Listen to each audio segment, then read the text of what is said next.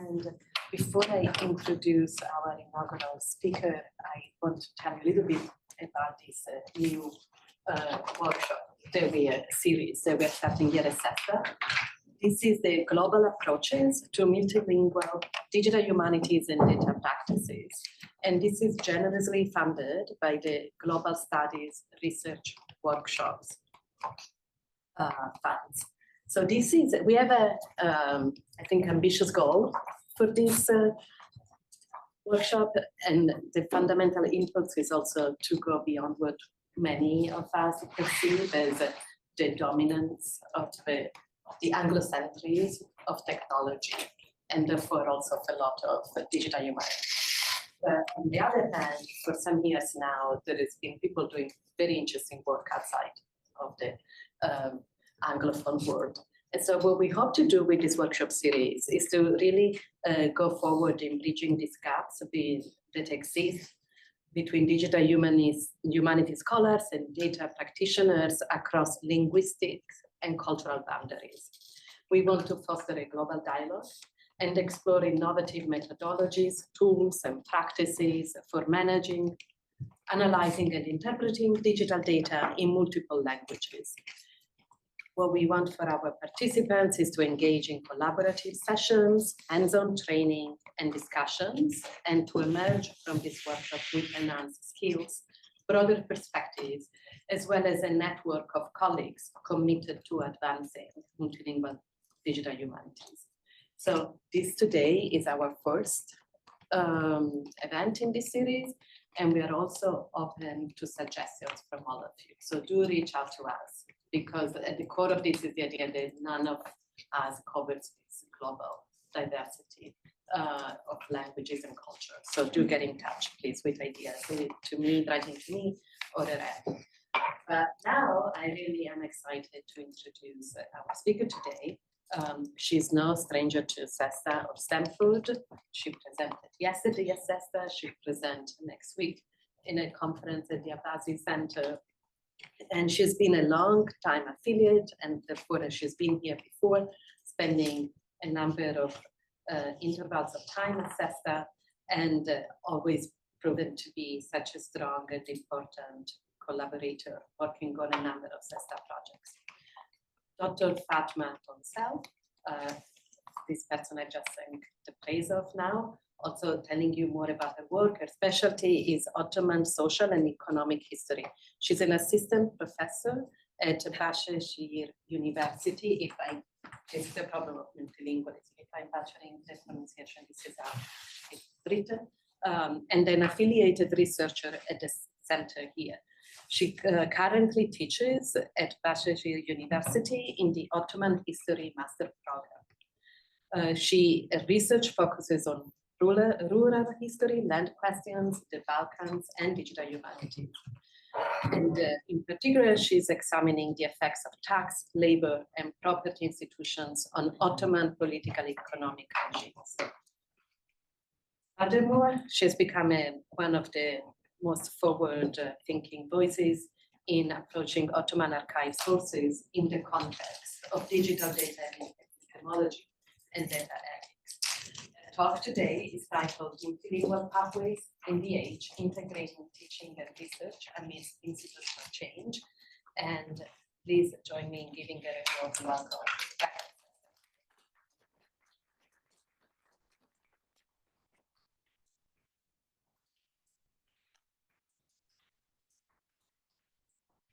Thank you very much, Donna, for this very generous introduction. And thank you very much to all of you, Wanda, and Ali, and everyone for hosting me here today. I am very excited to be here because it's a framework that I was thinking for long years, but I never put it together in an academic context. As always, some questions, some complaints, some bits and pieces of things that I need to bring together, but for the first time I am bringing them together as in the format of a talk. I'm very excited about it. And also personally, I'm very excited to do it in SESTA because I will tell you in some minutes that many of the research and teaching activities that I design are inspired a lot from, especially in my postdoc year that I spent here in 2019 in SESTA. So thank you very much for bringing me back to home to be able to explain to you what I learned from here and how I practice it in Turkey.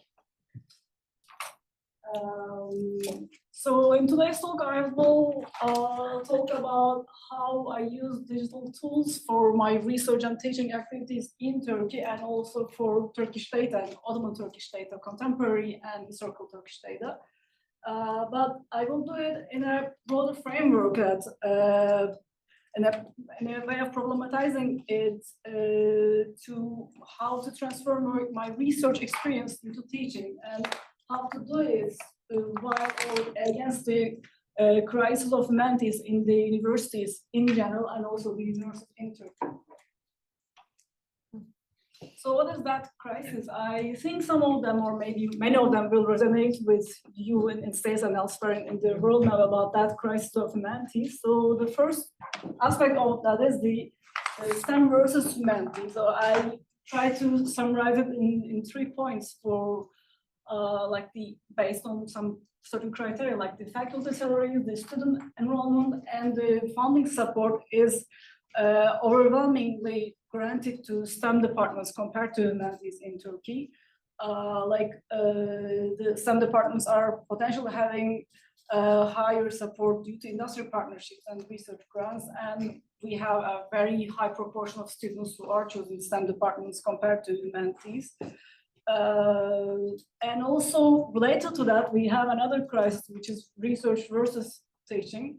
The faculty workload distribution, although people are having lots of teaching responsibilities, still their workload is expecting them to cover a very good growth and high amount of research. And the funding incentive, TÜBİTAK, the Turkish higher institute for national grants, is offering grants almost exclusively for research, but not teaching. And also our promotion tenure criteria is heavily based on the research output rather than teaching excellence.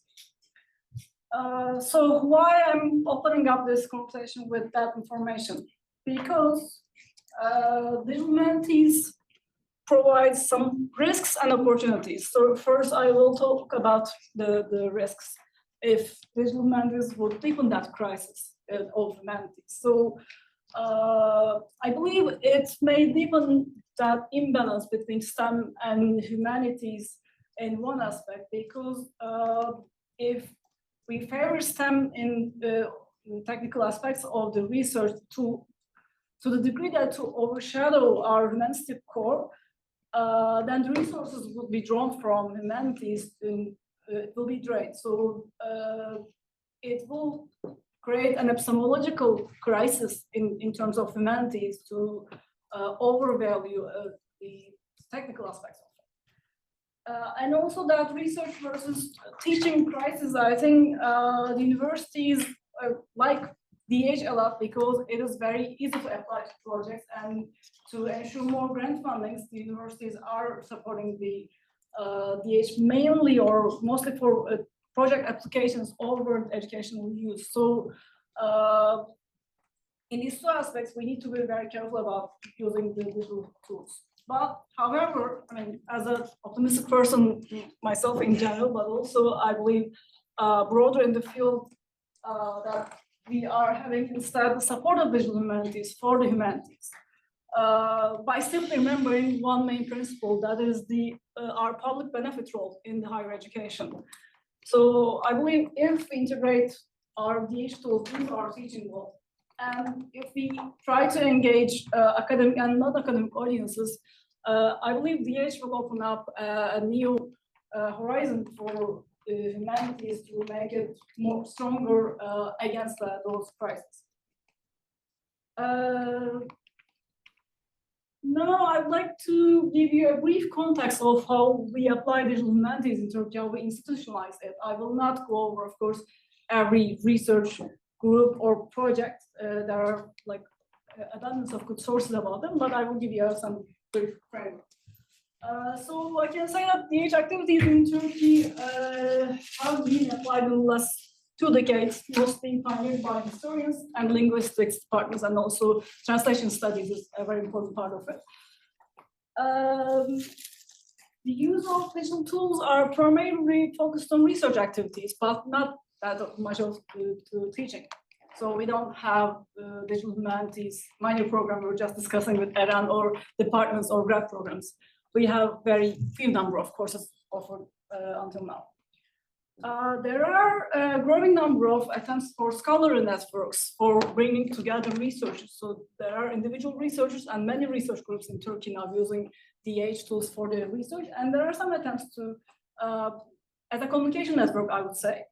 But for me, the thing we need to work more on increase the attempts for collaborative data infrastructure, because I will come in a minute. In the Turkish and Ottoman Turkish data, what we need is to be able to build big data series, we need to have data protocols. And for that, separate research groups need to come together, and that's how the Turkish DH activities will be broadened further. And my last point, I think, will be the core of today's speech, that students have very limited access to DH tools in Turkey. Undergrad students almost do not have access, since, again, we don't have them in curriculum. And grad students, if they are having some roles in the research groups, then they learn about the DH tools. But other than that, also in the grad programs, we don't have other means to train them with the DH tools. And very recently, I was reading a blog post written by a Turkish PhD student now making her PhD in Georgetown. She is, I translate from Turkish, saying that digital humanities can provide use. She's addressing the history students in Turkey with new areas of interest. However, these are also closely tied to opportunities provided by financial means. Focus solely on coursework to maintain your scholarship may make it challenging to explore different areas. So unfortunately for grad students, where rightfully they cannot afford digital humanities, it's still something to be afforded, that they need to make it as an extracurricular activity, and I think we need to work to make it reverse.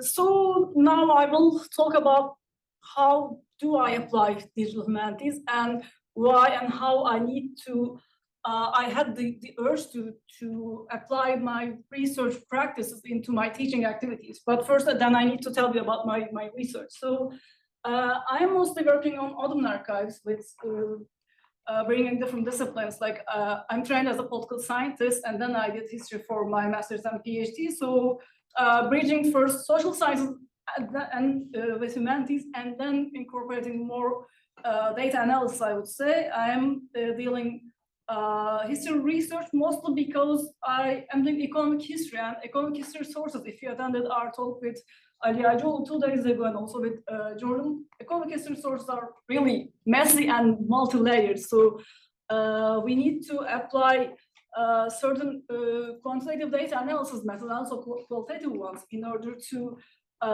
integrate the data, integrate different sources of data within the archives, within the Ottoman archives, and also in other archives that are kept for similar historical periods, I would say.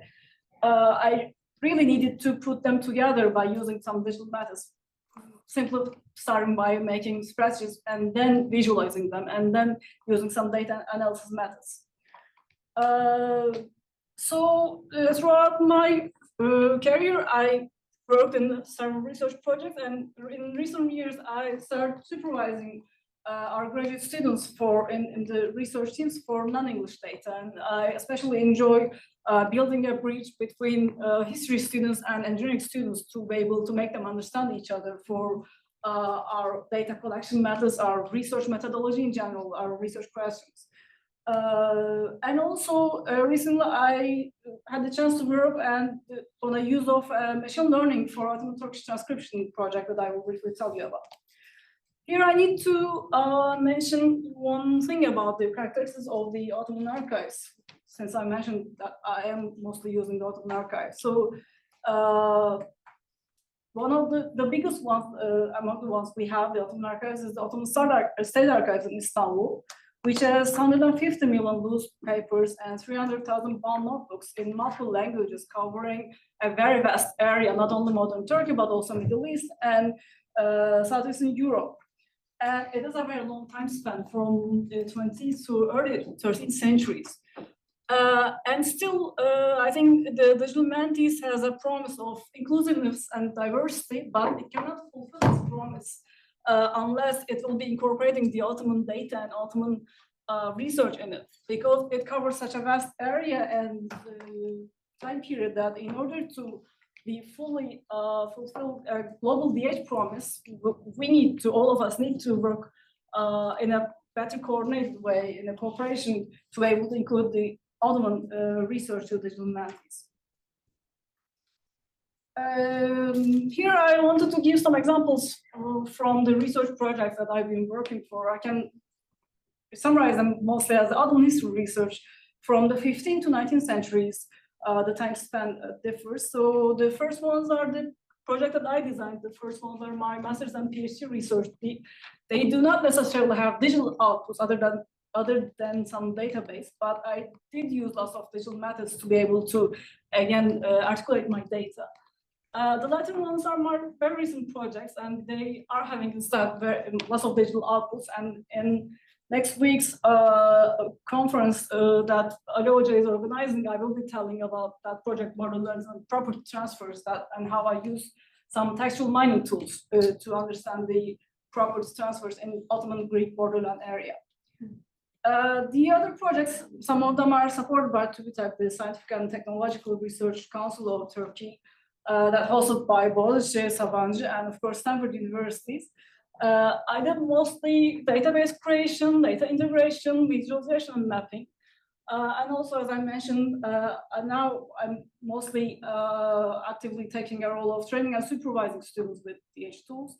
I also work in a transcription project. By the way, in Turkey now we have a good rising number of OCR and HCR-based projects. And also, personally, I enjoy very much using web design, not only because it's fun, but also I think our role, again, as DH practitioners or scholars, to be able to reach a broader community. Websites are fulfilling it a lot, like Mapping Ottoman first website that we did for our project at Stanford University websites. In the recent years, I had many good positive feedbacks from grad students and undergrad students that they checked the website very thoroughly, and they always are telling me that they learned a lot about our methods and how we put the visualization. So it is very fulfilling for me to learn that the website is able to reach an audience beyond the academic publications.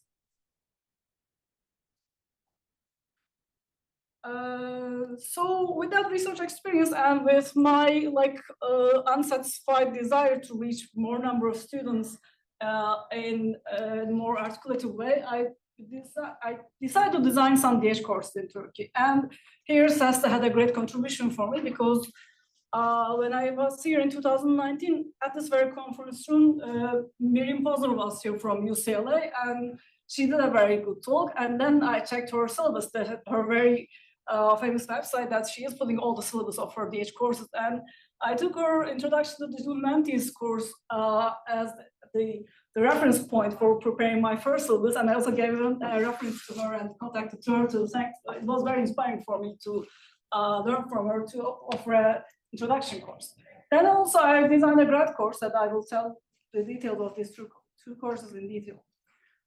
In these courses, I try to integrate more traditional skills of humanities with digital tools. And in my courses, I emphasize adaptation of the tools for Ottoman Turkish and also data sources for Turkey, from Turkey for DH tools. So the first one I designed, the Introduction to Digital Humanities, that I offered in Boğaziçi University Sociology Department in 2022. It was a course open to senior undergrad and grad students. They were from various disciplines. I don't know how legible it is, so I had to limit the quota to 20 people, although I wasn't expecting that interest, but there were at least 40 also consent requests, and we were all very surprised at it, because it was the first time the sociology department or in general, in Turkish universities, that course was being offered. So people were not really sure what they would be expecting. Still, they were very interested in it. So I had computer scientists, economics, guidance and psychological counseling, history, linguistics, management and information systems, political science and international relations, and sociology students in my class. And I designed the class, so it was 6 weeks per hour. It was a full semester course. Every week I divided the curriculum into 2. The 3 hours were for discussing. We discussed also methods and theory about digital humanities, about the institutionalization of digital humanities over the world. Like we compared the continental Europe experience with the UK and with the US, how things were organized in departments or centers. And in the second half of the week, we did hands-on exercise. I picked my favorite 5 digital tools, which are data management, let's say data cleaning and database management, textual analysis with Voyant, that again I learned in CESTA, visualization that I learned again in CESTA through Tableau Desktop, mapping with Tableau Desktop, and network analysis, again, with Stanford's very own Palladio that I taught my students. And also at that semester, I was working in another university in Turkey. In that university, we were having undergraduate research programs, and I merged these programs into 2. So I was also teaching the same stuff to my students in that other summer program as well. So for me, it was a very good practice, repeating it twice a week. And for the final project of the class, I want them to use their very own data. In both university, there were and still are ongoing protests by the university faculty members and the students. And the university faculty members are preparing sources open to public through their website about the protest. They are preparing weekly reports about what's going on. So they use these sources. They were also prepared in English, so they did use the English language data sets for making their final projects. So they were be able to use data activism in order to tell people what's going in their university. And here you can see some examples from some final projects. So this was a very famous saying of the protest. This is one of the analysis they did. So they were merged into 4 groups, I guess, 20 students. They compared the damage and the actions taken by students or faculty members. It was their mapping exercise for the hotspots of the damage that their school was taking. It was Voyant tools exercise they did. It's in the weekly reports of the faculty members, the students, the police, security, and the custody, how often and how the trends of they are taking place. And finally, they did a Voyant, the Palladio network graph. It was very nice. I liked it. The map of actors causing the damage and the actors benefiting from the damage in the university. So no one could escape from their radar. Why did they protest? Can they say? Oh, okay, sure. So in Turkey, directors are elected by faculty members. But, the presidents of the university. Yeah, okay, the president of the university. But for the both university case, then it is one of the, let's say, opponents against the government. It was punished in a way. The head of the government appointed the president of the university against the will of the university members. And it has been 4 years, if I'm not mistaken. The protests are still going on. Every week, still the faculty members are protesting in front of the directorate hall against that decision. Yeah, it still continues weekly. So total different course for the total different, also, sorry, one more thing that I forgot adding it. I also prepared a Twitter thread for that course that I put a little square code, maybe with that bar. You cannot, if you want to scan and see it, you can check it. It was in English. I posted everything weekly about the lecture notes and the methods we're using. And also to have a broader public outreach, I published a public scholarship article in Toplumsal Tarih, the social history, which is the oldest public scholarship journal in Turkey, to explain what I did, and in that course, again, explain the methods and everything.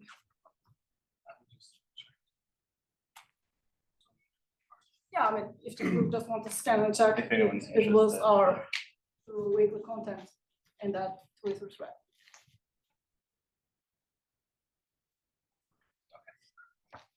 Sorry. I think in the next slide, the square code is listed below, so that will. So the second course that I designed from a total different audience for total different reasons. The first one was not, again, for history students exclusively. As you see, there were many coming from many different areas. I, again, did give them some history data for weekly assignments, but it was using more contemporary Turkish data. But this one instead that I'm still currently teaching now, I had to leave from university for 2 weeks, but I will be back to my university continue teaching that course. I started last semester and I will offer it regularly every semester. As a graduate level course in the Ottoman history program at our Bahçeşehir University, that is official Ottoman Turkish course. But my university gave me the liberty to design the course as I wish to incorporate the digital tools. So it now became Ottoman Turkish and Digital Humanities tools course. That way the thread is in Turkish, but I think the translate function works good enough. So again, if you want to check what we did, it was from the last semester. Now I changed the content, the archival data content of it a little bit, but the structure is more or less the same. For that course, I wanted to combine the traditional paleographic methods with the use of digital tools. So in Turkey, mostly also during my training, what we do in the paleographic courses is we have one handwritten or printed historical source and we translate it and we discuss about the source, we discuss about its content and format. It was an in-depth reading course. In this one, I spent, let's say, 2/3 of the time for this conventional way, but for 1/3, I started making some discussions every week about what is the use of AI in paleography, what will be the use of it in its future. So we're checking some technologies like how OCR works, how HDR works, how Google Lens works when we put our mobile phone to an Arabic script and how is it able to read it. We're making small experiments in the class for practicing them.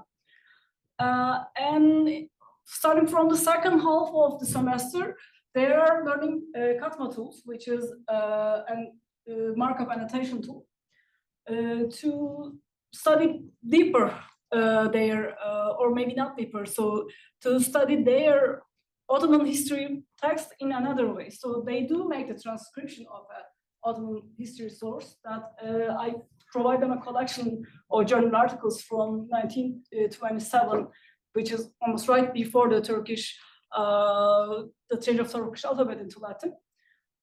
It was about property law. So among that collection of articles, they have chosen one that they are interested in.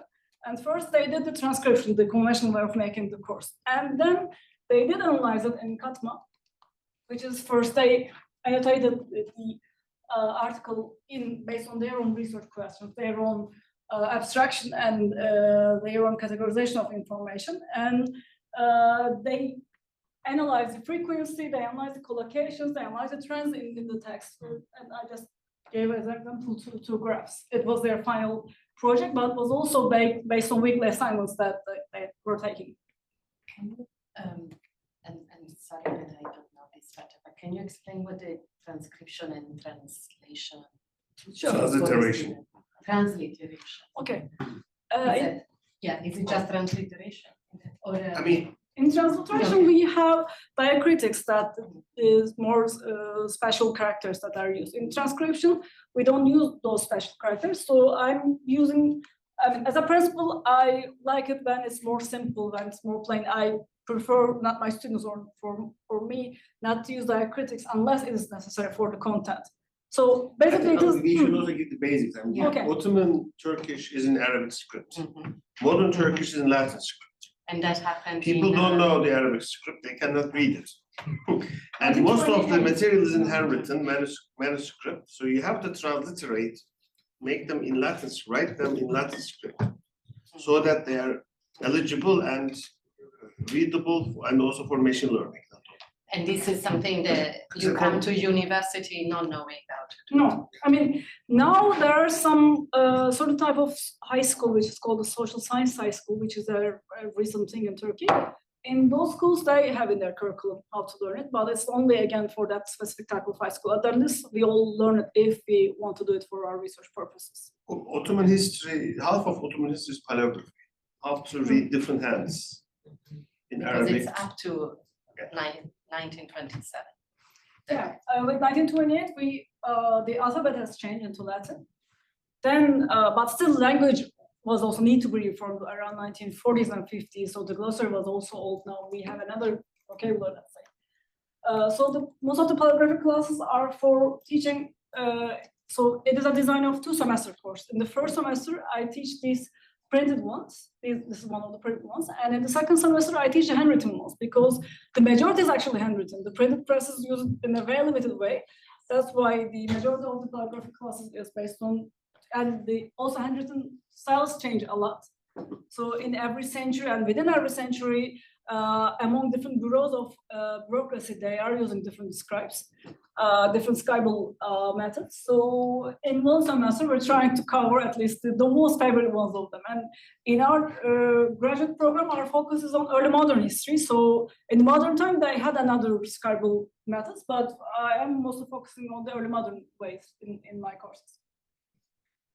And again, at the end of the semester of it, I did publish another public scholarship article in the same public history journal that it's published monthly. So I would like to have closing remarks with 2 questions that I would like to discuss with you more if you're also interested in those questions as I am. So one of the maybe challenges throughout all that process is how can separate DH practitioners and teams that, as I said, in Turkey, we have a good growing number of people practicing DH in their research. How can we collaborate effectively across different institutions without overburdening one particular node of that potential network? Because especially for data protocols and for building large data sets, we need to come together. And even for the communication purposes, we need to come together to check about the recent research we're doing. Otherwise, covering that vast archives with long centuries and long and challenging manuscript and scribal methods, it is impossible. Only one research team to be covering it. But every attempt of building a network is usually ended up with disappointment of only one node of that network is extensively trying to bring people together, and then they become dysfunctional. I wonder if you have any opinion or experience how to overcome that challenge. And the other one, how can us, the people practicing DH, integrate digital tools into our classrooms without significantly increasing our workload? So if you remember at the beginning of my talk, I was telling you about the workload is already very heavy. Still, the teaching expectations and research expectations are a lot from scholars. So incorporating DH tools into teaching would be another burden, especially if faculty is not familiar with them. Even if they're familiar with them, it will be very time-consuming and also tiresome. Like the introduction course I did, which was a hands-on one, without any TAs in the course, to be able to assess every single student one by one was physically also very tiring. So how can we do it while still offering students meaningful hands-on experience with these tools? So I think if we will be able to find answers to both, not only in Turkey, but also in global DH, we will be able to provide a better quality of incorporation of digital tools in our teaching, and also we will be able to have a better communication among the research teams within Turkey, but not also within Turkey, across the globe, by building better networks. Thank you very much for being here and listening to me today.